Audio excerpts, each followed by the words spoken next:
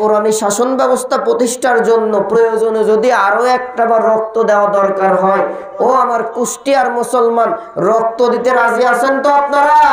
সাহাবা একরাম রক্ত দিয়েছে ইসলাম প্রতিষ্ঠার জন্য। মুহাম্মদুর রাসূলুল্লাহ রক্ত ঝরেছে, দন্দন মোবারক শহীদ হয়েছে বাক স্বাধীনতা ফেরানোর জন্য।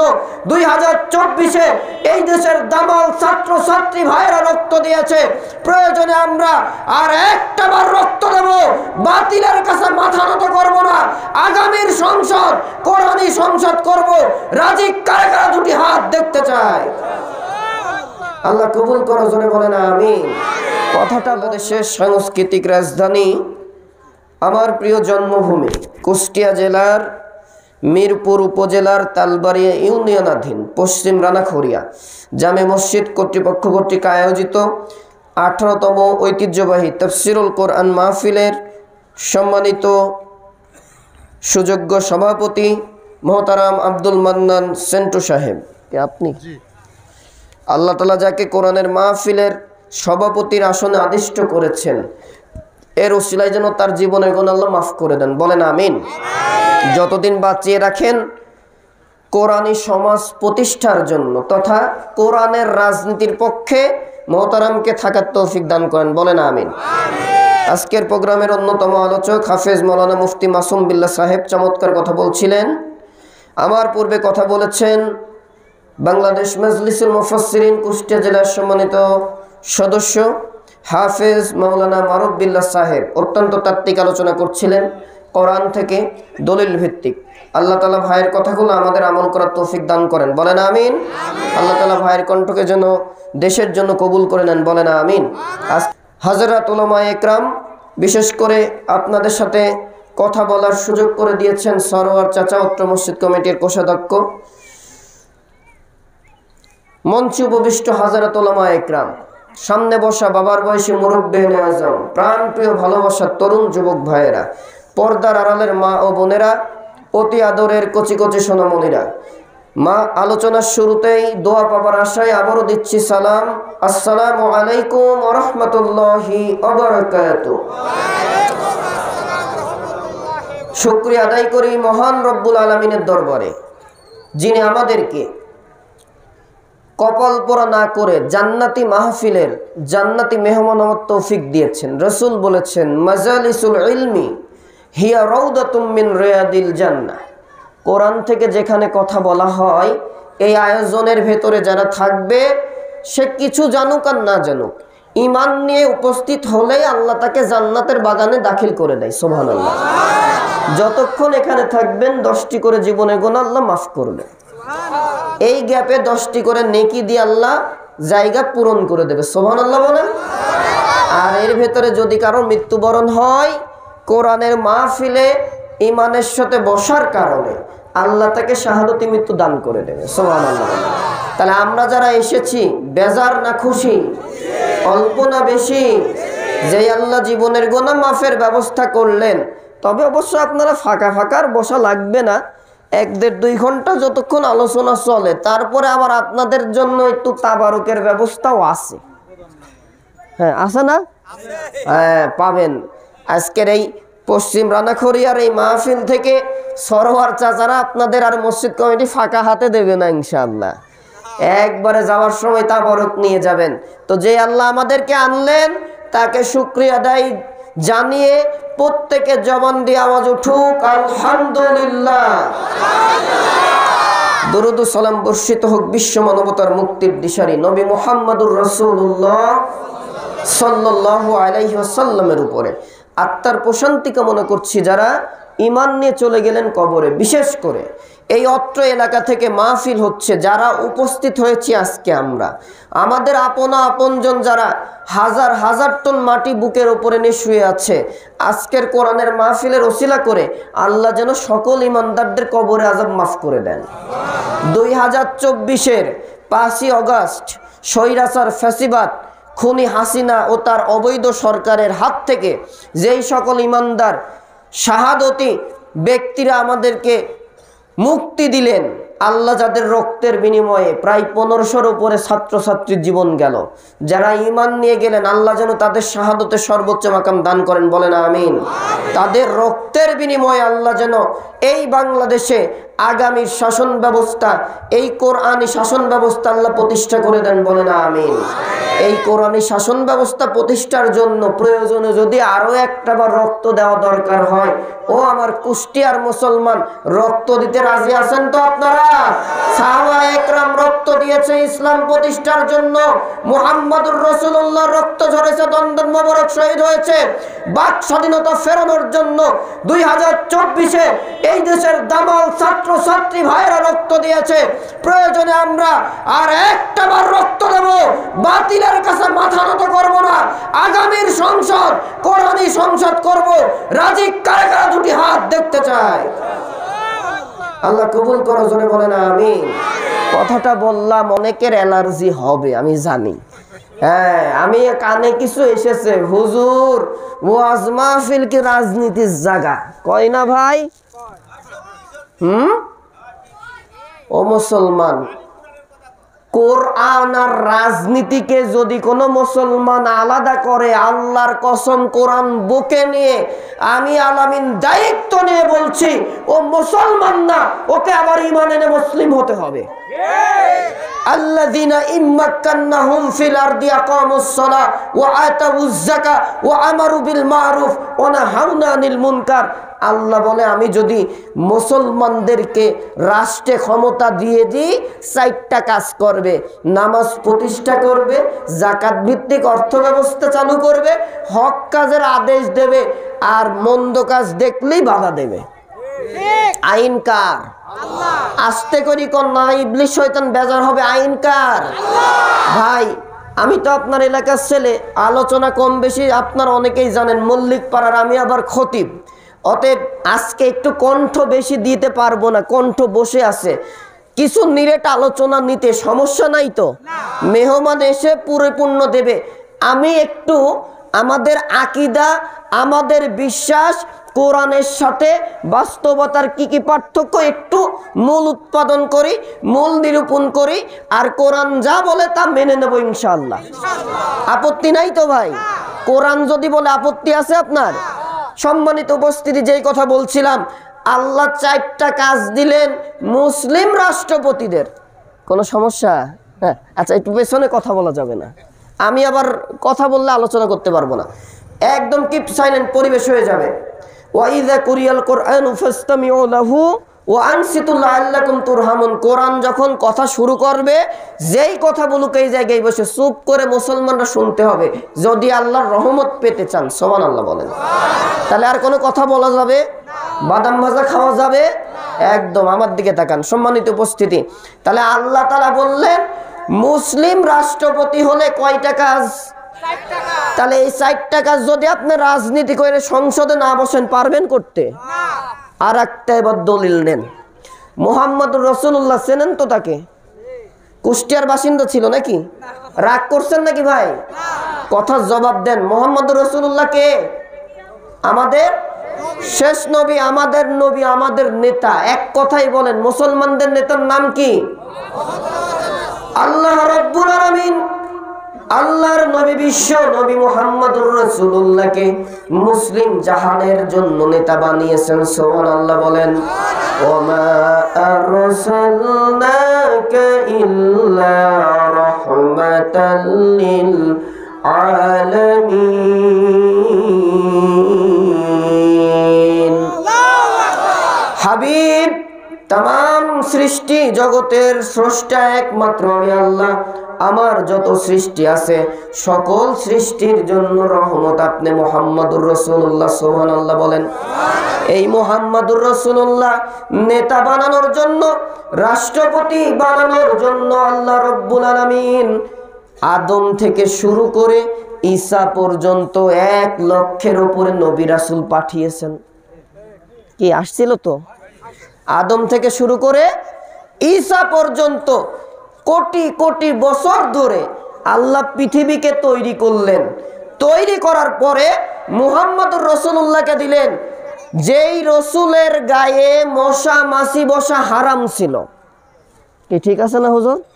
মশা মাছি রসুলের গায়ে বসছে কোনোদিন শুনেছেন নাকি? কি কোনো সমস্যা নাকি? অন্যদিকে মনোযোগ দিচ্ছেন কোন? কথা আমি বলছি, আমার দিকে তাকান, লুক এট মি প্লিজ। মুহাম্মাদুর রাসূলুল্লাহ তিনি তার গায়ে মশা মাছি বসা হারাম, কোনোদিন ফোট পাসরা হইল না। আম্মা জান আয়েশা সিদ্দিকা রাসূলুল্লাহকে গোসল করিয়ে দিচ্ছেন। এমত অবস্থায় যখন মুহাম্মাদুর রাসূলুল্লাহ গায়ের কাপড় খুললেন, কাপড় মোবারক খোলার পরে মুহাম্মাদুর রাসূলুল্লাহ সুন্দর শরীরে আম্মা জান আয়েশা সিদ্দিকা কালো কালো দাগ দেখতে পেলেন। তিনি জিজ্ঞাসা করলেন, ইয়া রাসূলুল্লাহ, আপনার এত সুন্দর চেহারার ভেতরে এই কালো কালো দাগগুলা কিসের হুজুর? আল্লাহর নবী বললেন, আয়েশা, এই দাগের কথা তুমি জিজ্ঞাসা করো না। এই দাগের কথা জিজ্ঞাসা করলে আমি মুহাম্মদের হৃদয়টা মানে না, অস্থির হয়ে যায়। কেন? কয়, আয়েশা রে, আমি মনে বড় আশা নিয়ে তাওহীদ লা ইলাহা ইল্লাল্লাহ এই কালেমার দাওয়াত দিতে আমি আমার দুধমার দেশ হালিমার দেশে গেলাম। বড় আশা ছিল যে তায়েববাসী আমার দাওয়াত গ্রহণ করবে, কিন্তু না, তারা করলো না। তারা আমাকে পাগল বলে আখ্যা দিল। আর আমরা জানি এলাকায় যদি কোনো পাগল ঢোকে, ছোট ছোট ছেলেরা তাকে কিন্তু লাঠি হাতে তাড়া করে না? ওই জামানায় মুহাম্মদকে পাগল বলল এই জামানার কাফেরের গোষ্ঠীরা, স্বাধীনতাকামী মুক্তিকামী তৌহিদি জনতাকে রাজাকার বলে গালি দিল। ওই জামানার গালি ছিল পাগল জাদুকর, এই জামানার গালি এরা বানিয়েছিল রাজাকার। রাজাকার বলতে পারো, এই রাজাকারেরাই বাংলাদেশের স্বাধীনতাকে টিকিয়ে রাখতে, স্বাধীনতাকে ধরে রাখতে রক্ত দেয়। তোমরা ভারতের দালালি করে আজকে ভারতে যে লুকিয়েছো।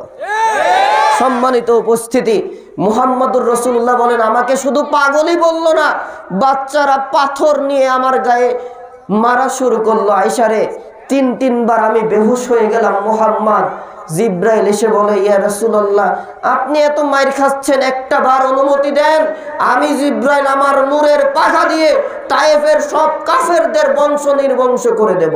সুবহানাল্লাহ।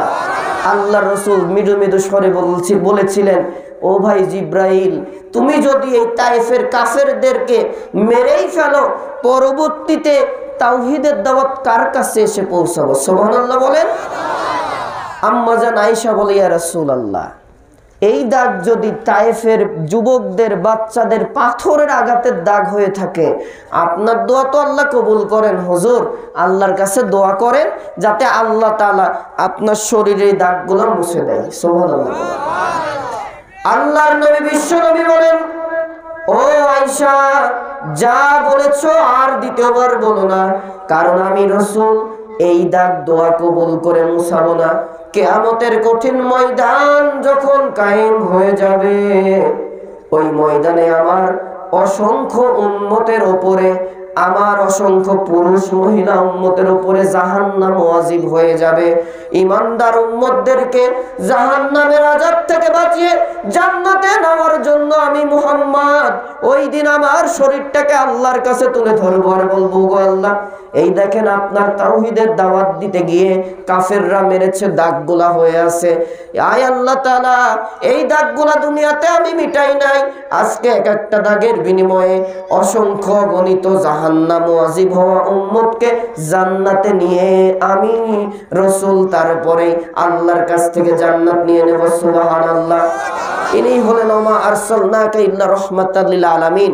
সেই নবী গায়ে দাগ হলো শুধুমাত্র রাষ্ট্র, ইসলামী রাষ্ট্র প্রতিষ্ঠার কারণে।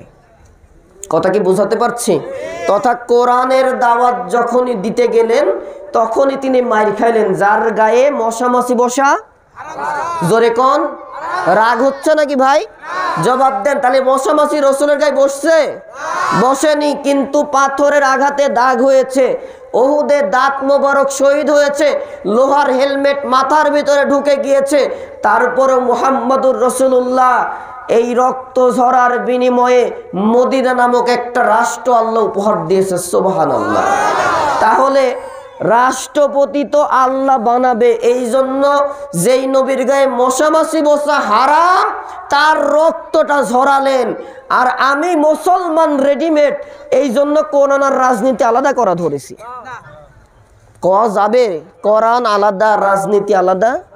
হ্যাঁ, যারা বলবেন কোরআন আর রাজনীতি আলাদা, তারা ওই নামাজে তাহলে কোরআন তেলাওয়াত বাদ দিয়ে নিজের মন মতো কোনো কিছু করেন। আল্লাহ কোরআনুল কারিমে প্রায় 200-র উপরে আয়াত দিয়েছে রাজনীতির আয়াত। অতএব মুসলমানের যেটা পূর্ণাঙ্গ constitution, complete code of life, এই কোরআনুল কারিম, এইটা যেহেতু পূর্ণাঙ্গ, নামাজেও যেই কোরআন, আইন প্রতিষ্ঠাতেও চলবে সেই কোরআন। নামাজেও যেই কোরআন, রাষ্ট্র পরিচালনাতেও সেই কোরআন। নামাজেও যেই কোরআন, রাজনীতিতে সেই কোরআন রাখা ফরজে আইনে বাদক। যদি মানতে না পারেন, আল্লাহি কোরআন হাতে নিয়ে বলছি আপনার ঈমান আনতে হবে ভাই। আর এই দলিল বুঝতে গেলে কোরআনের বিসমিল্লাহর বা থেকে তেলাওয়াত শুরু করেন অর্থসহ।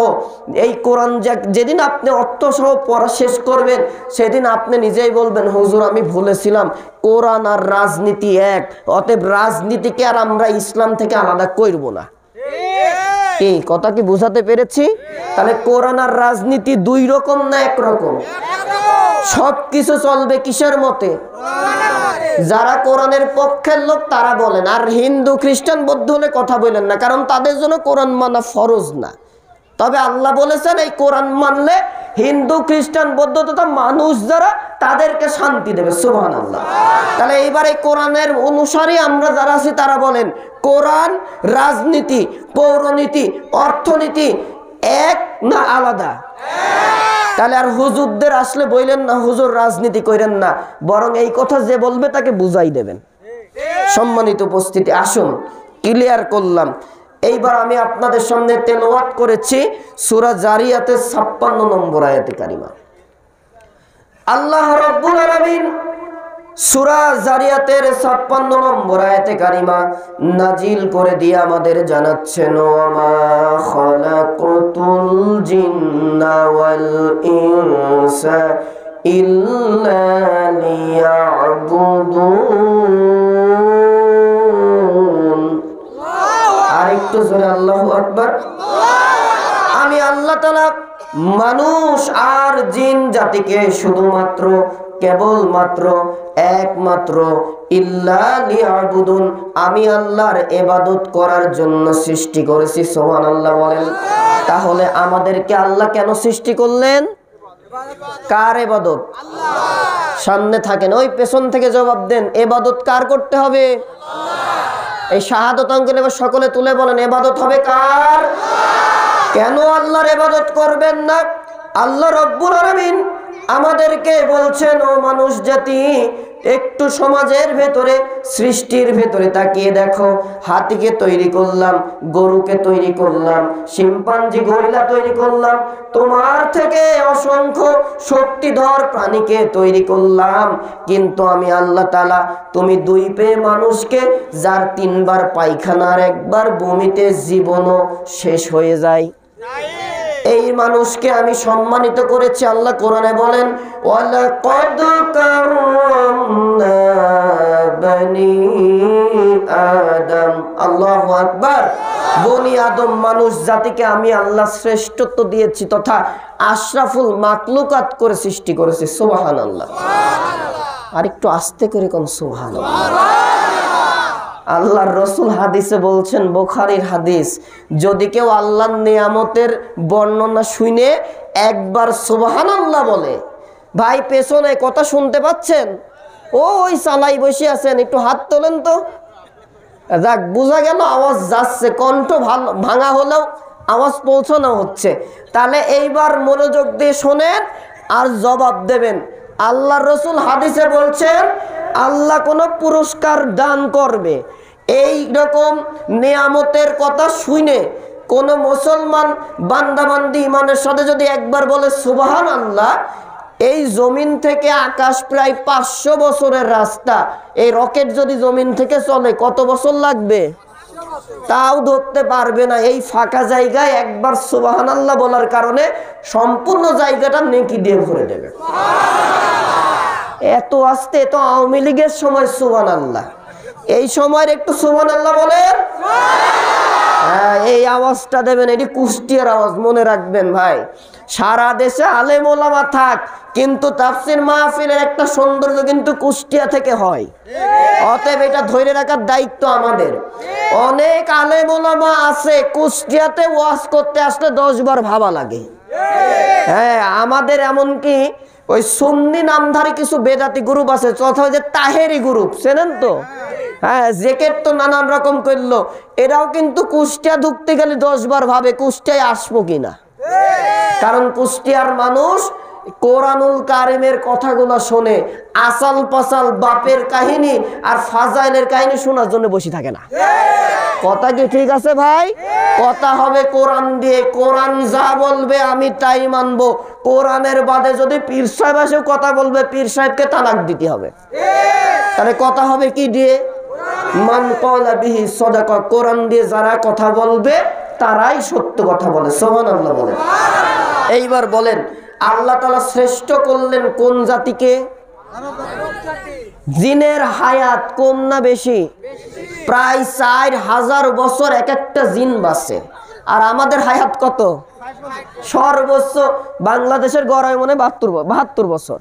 তাহলে 72 বছরের আপনার হায়াত, অথচ আল্লাহ বলেন বান্দা একটু মাথায় নাও, ইবাদত আমি আল্লাহর কেন করব না, আমি আল্লাহর গোলামি কেন করব না?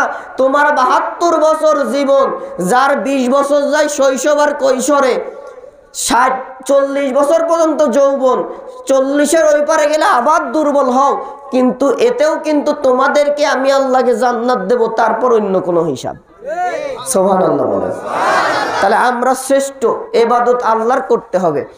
দ্বিতীয় বিষয়, আল্লাহ রাব্বুল আলামিন বলেন, ও আমার বান্দা বান্দি, আমি আল্লাহর ইবাদত কেন করব না? আল্লাহ তাআলা কোরআনুল কারীমে আমাকে বলে, আমাদের জানাচ্ছেন, আল্লাহ রাব্বুল আলামিন আমাদের শ্রেষ্ঠত্ব দিয়ে শেষ করলেন না। লাকাদ খালাকনাল ইনসানা ফি আহসানি তাকওয়িম। সূরা 3-এর 4 নম্বর আয়াতে কারিমা নাজিল করে আল্লাহ বলেন, ও মানুষ, আমি আল্লাহ তোমাদেরকে শ্রেষ্ঠত্ব শুধু দেই নাই, অবনয়ব সৌন্দর্য দিয়ে আমি আল্লাহ তোমাদেরকে সৃষ্টি করেছি। আল্লাহ তাআলা সূরা ইনফিতারের ভিতরে বলেন, আল্লাযী খালাকাকা ফাসাওয়াকা ফাআদালাক ফি আইয়ি সূরাতিন মা শাআ রাক্কাবাক। বান্দা বান্দিরে, আমি আল্লাহর ইবাদত এজন্যই করবা, আমি তো অবনয়ব সৌন্দর্য দিয়ে তোমাদের বানিয়েছি। শুধু তাই না, তোমার চেহারা একরকম, আমার চেহারা একরকম, ইমাম সাহেবের চেহারা একরকম, মাওলানা মারুফ বিল্লাহর চেহারা একরকম, আপনারা যারা আছেন পর্দার আড়ালের মা বোনেরা আছে, এক একজনের চেহারা এক এক রকম। কারিগরকে জোরে কোন? আমি কি কথা বোঝাতে পারছি ভাই? তাহলে এই কারিগরটা কে? আল্লাহ তাআলা বলে, ও বান্দা, এক একজনের চেহারা এক এক রকম। আদম থেকে শুরু করে তুমি পর্যন্ত, তুমি থেকে শুরু করে কিয়ামতের আগ পর্যন্ত যত মানুষ আসবে, যত পুরুষ মহিলা হিজড়া আসবে, কারো চেহারার সাথে কারো চেহারার কোনো মিল নাই। সুবহানাল্লাহ বলেন। এই কারিগরটা আমার অনেকের দেখা যায় চেহারা দুর্বল, ভালো লাগে না, আছে না ভাই? অনেকে বলে তোমাকে দেখতে ভালো লাগে না। আল্লাহ বলে, বান্দা এই কথা বলার দরকার নাই। তোমার চেহারা একজনের কাছে ভালো নাই লাগতে পারে, কিন্তু মনে রাখো তোমার এই সুন্দর চেহারাটা কারিগর আমি আল্লাহ, আমি আল্লাহ নিজে পছন্দ করেছি। ফি আইয়ি সূরাতিন মা শাআ রাক্কাবাক। আল্লাহু আকবার বলেন। অর্থাৎ তোমাকে যে চেহারা দিয়েছি কারো পছন্দ দরকার নাই, পছন্দটা কার? জোরে বলেন। এবং এই চেহারার সাথে কারো চেহারার মিল নাই। চেহারা একরকম লাগলেও বৃদ্ধাঙ্গুলির ছাপের সাথে কারো বৃদ্ধাঙ্গুলির ছাপের মিল নাই। কথা কোন ঠিক কিনা? যদি এই বৃদ্ধাঙ্গুলির ছাপটা মিল থাকতো, তাহলে বাপের জমি আর বাপের থাকতো না, ছেলেরা হাজার হাজার বার রেজিস্ট্রি করে নিত। নেছে নাকি রেজিস্ট্রি করে? আমার কথা বোঝাতে পারি নাই আপনার। আপনার আঙ্গুলের বৃদ্ধাঙ্গুলের ছাপ দিয়ে যেই কাজ হবে, আপনার ছেলের কি ছাপে সেই কাজ হবে? তাহলে এই ব্যতিক্রমটা কে রেখেছেন?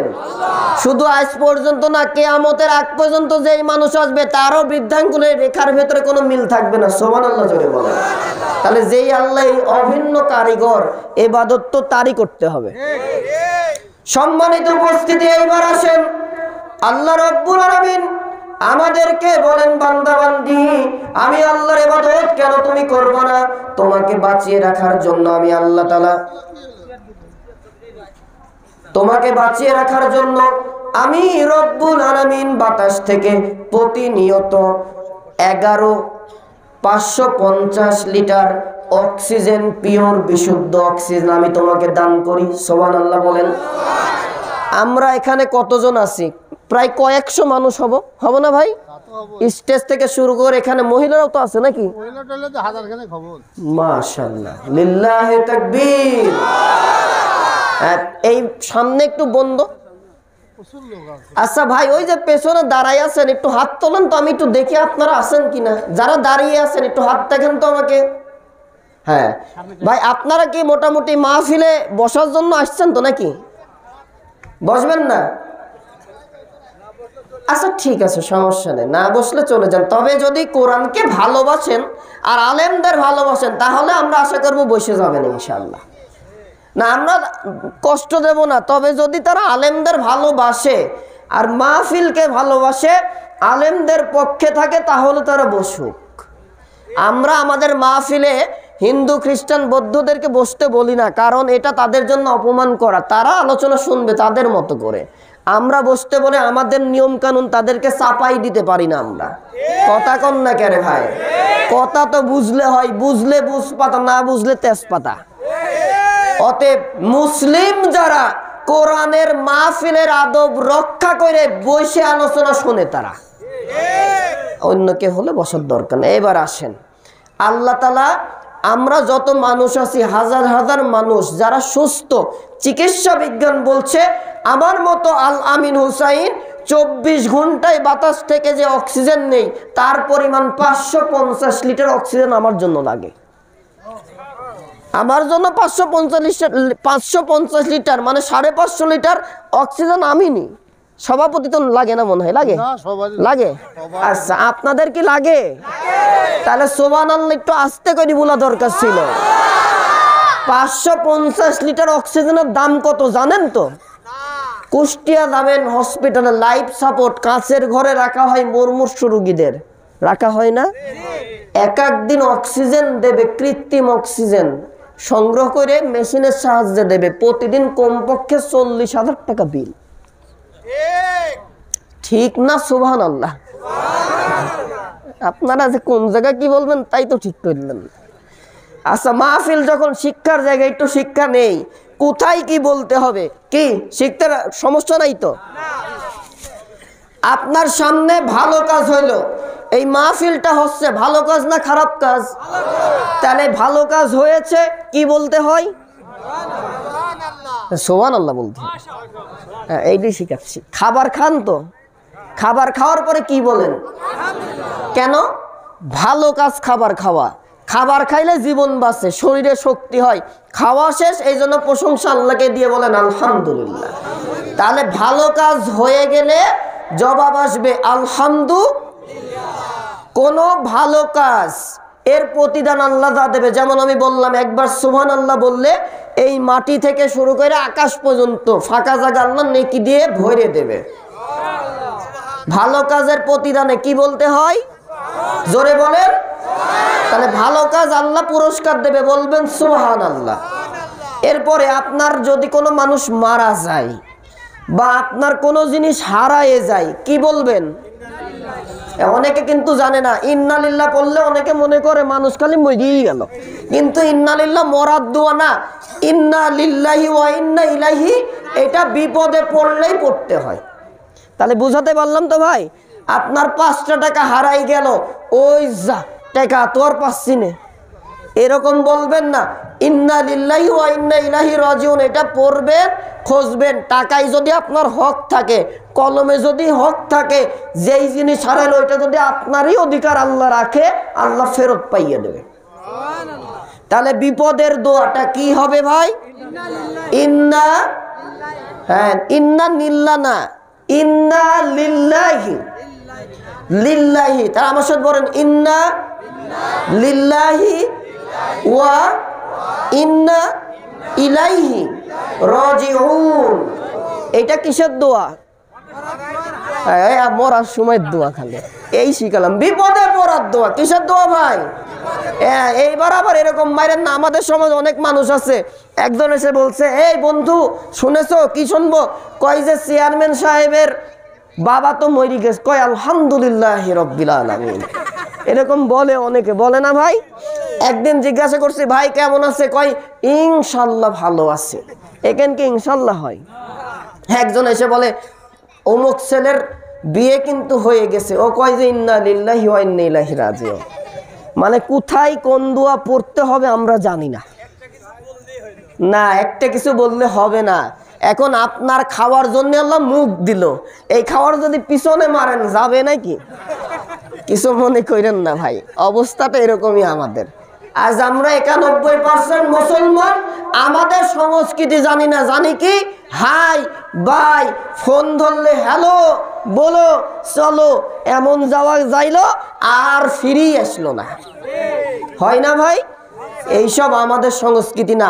ভালো কাজ হয়েছে শুনলেই বলবেন আলহামদুলিল্লাহ। আল্লাহ তাআলা কোনো পুরস্কার দেবে, ভালো কিছু দেবে, এটা শুনলে বলবেন সুবহানাল্লাহ। আপনি কোনো কাজ পরে করবেন, যে বন্ধু কথা দিলাম আগামীকাল তোমার বাসায় যাব বা অমুক জায়গায় যাব, বলবেন ইনশাআল্লাহ। বিপদ হয়েছে, মানুষ মারা গেছে, কি পড়বেন? ইন্না লিল্লাহি ওয়া ইন্না ইলাইহি রাজিউন। পারবো তো? অনেকগুলা মাসালা শিখলাম না ভাই? এইগুলা জানতেন না কে? সে হাত তোলেন তো। আমি এইগুলা জানতাম না, আজকে শিখলাম, শুনলাম। কে কে জানতেন না? সমস্যা নাই, হাত তুলতে পারেন যারা জানতেন না। মাশাআল্লাহ, হাত না, মানে 2-4 জন হাত তুলেছেন, অনেকে হাত তোলেন নাই। আজকের এই মাহফিলে শেখার কারণে 500 রাকাত কবুল হওয়া নফল নামাজের নেকি আমাদের আমল নামে আল্লাহ দিয়েছেন। সুবহানাল্লাহ। তাহলে আমাদের পুণ্য ইবাদত করতে হবে কার? সম্মানিত উপস্থিতি, যেটা বলছিলাম, আমাদের মতো মানুষকে বাঁচিয়ে রাখতে প্রতিদিন আল্লাহর অক্সিজেন লাগে কতটুকু? 550 লিটার। যার এক এক দিনের বিল 40,000 টাকা করে হলে, এখানে যিনি 60 বছরের মানুষ আছেন, আছেন নাকি 60 বছর বয়স হবে? কেউ আছেন? মুরব্বীর বয়স কত গো? ওই দেখো 60 আবার 70 চলে গেল। আচ্ছা, 70কে 365 দিয়ে গুণ করলে কতদিন হবে? এক এক দিন আল্লাহর নেয়ামত অক্সিজেনের বিল যদি 40,000 হয়, কোটি কোটি টাকার অক্সিজেন এই মুরব্বী নিয়েছে। কোনদিন কি বিল দিচ্ছেন জিব্রাইলকে? না, জিব্রাইলকে আসছিল অক্সিজেনের বিল নেওয়ার জন্য আপনার কাছে? ওনার কাছে আসেনি, আপনাদের কাছে আসছে মনে হয়। যারা জবাব দিল না এরা হচ্ছে 2 নম্বর লোক, বুঝেছি। জিব্রাইলকে অক্সিজেনের বিল নিতে আসছে, আমার কাছেও আসেনি। যেই আল্লাহ অক্সিজেন কোটি কোটি টাকা দিল, সেই আল্লাহর গোলামি করতে লজ্জা করে কে? কথা কন না কে মুসলমান? তাহলে আল্লাহ তাআলা আপনার ইবাদত এটাই চাই, শুধু নামাজ পড়া ইবাদত না। ঘুম থেকে উঠে ঘুমানো পর্যন্ত কথা, কাজ, খাওয়া দাওয়া, চলাফেরা, রাজনীতি, অর্থনীতি, পৌরনীতি আল্লাহ বিধান দিয়েছেন কোরআন মোতাবেক করতে হবে। এটা মাথায় নিয়ে কোরআনে আছে যা করব আমি তা, আল্লাহ করতে বলেছে যা তাই করব। এর বাইরে সুফি দরবেশেরও তাকে তালাক দেব, আল্লাহর আইনকে তালাক দেব না। এটাই আল্লাহর ইবাদত। আমি কথা বুঝাতে পেরেছি তো ভাই? তাহলে আল্লাহর ইবাদত আমি যেই কাজই করি না কেন, যেই দলের মধ্যে থাকি না কেন, চিন্তা করতে হবে আমার কাজে কি আমার আল্লাহ খুশি হচ্ছে। যদি খুশি না হয় তওবা করে ফিরে আসেন, কোরআনের পক্ষে থাকেন। আপনার আমল কম হলেও এই কোরআন কিয়ামতে আপনার পক্ষে যাবে, আপনাকে নিয়ে জান্নাতে আল্লাহ দাখিল করে দেবে। কোরআন সুবহানাল্লাহ বলেন। অসুস্থতার কারণে আর কথা না বলে মেহমানের কাছে দিচ্ছি, মুসাফির মানুষ আলোচনা করবে, মন ভরে আলোচনা শুনবেন। আমার জন্য দোয়া করবেন যাতে আল্লাহ কোরআনের কথাগুলো বিভিন্ন জায়গায় বলার জন্য যে সুস্থতা দরকার সুস্থতা যেন আল্লাহ আমাকে দান করেন। আমি আপনাদের জন্য দোয়া করি, আল্লাহ তাআলার জন্য পশ্চিম রানাখরিয়ার এই আয়োজন, আলহামদুলিল্লাহ, মাহফিলে মানুষ হয় না, আর এই মাহফিলে ভরপুর শ্রোতা, আলহামদুলিল্লাহ বলেন। আল্লাহ তাআলা যত মানুষ এখানে এসেছেন প্রত্যেককে যেন কোরআনের মাহফিলের ওসিলা করে প্রত্যেকের জীবনে গুনাহ আল্লাহ মাফ করে দেন। জোরে বলেন আমিন, আর একবার বলেন আমিন। আমাদের প্রত্যেককে যেন আল্লাহ তাআলা কোরআনের খাদেম, ইসলামের খাদেম হিসেবে কবুল করে, বলেন আমিন। সুবহানাকাল্লাহুম্মা ওয়া বিহামদিকা আশহাদু আল্লা ইলাহা ইল্লা আনতা আস্তাগফিরুকা ওয়া আতুবু ইলাইক।